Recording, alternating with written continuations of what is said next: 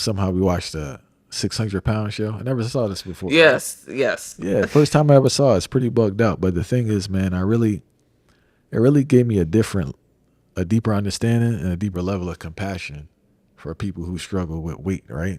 Mm-hmm. So you have the eye that they're lazy, but we disregard the fact that there's like, you have the food addiction part, and there's like a mental thing that they're struggling with that's leading to a person to get to that point.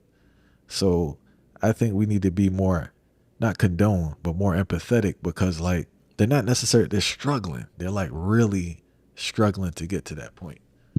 Absolutely. There's a lack of empathy for people who struggle with food addiction. Food addiction is a real thing. It's an absolute real thing. And a lot of times it's generational. You don't have to be obese to be a food addict. No, All right. I just absolutely not. You do not need to be 600 pounds to be a food addict. Let's be very, very clear. But I think that sometimes it's just overwhelming for them. There's the food addiction, everything else. There's not really having that concrete support. And then it's just the judgment. They have to overcome all of that to somehow find the ambition to get in shape. That's a major struggle. That's very, very difficult. And I think that it is very important to have a level of empathy with people who do struggle a lot of times, because 9 times out of 10 is something deeper. I always say it's something deeper. That's why a lot of times I like to sit down with my clients and I let them just go. There's something in my spirit, I don't know, they'd be sharing everything with me. And a lot of times, whatever their issue is deeply rooted in the traumas that they experienced as a child and going and seeking food for comfort, things like that. So it's beyond that. We don't know people's stories.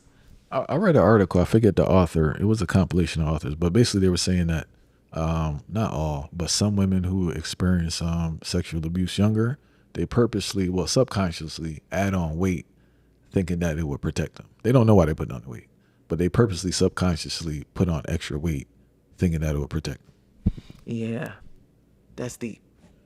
It's deep. It's just, there's so many layers to that conversation. Abuse is actually like one of them. I wouldn't even say the number one factor in it, but is one of the main factors in a lot of these situations with people who struggle with food addiction. And obviously it's just parenting, a lot of times their parents, that's why I said generational. That's how they learn to adapt.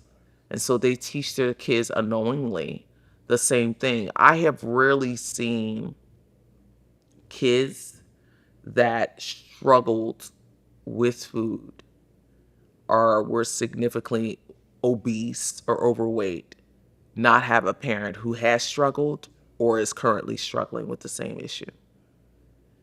Unfortunately, it usually goes hand in hand, because they're not informed or educated on how, or even realizing that this is bigger than food. And their environment will produce the same outcome because they have the Exactly. same eating habits, Exactly.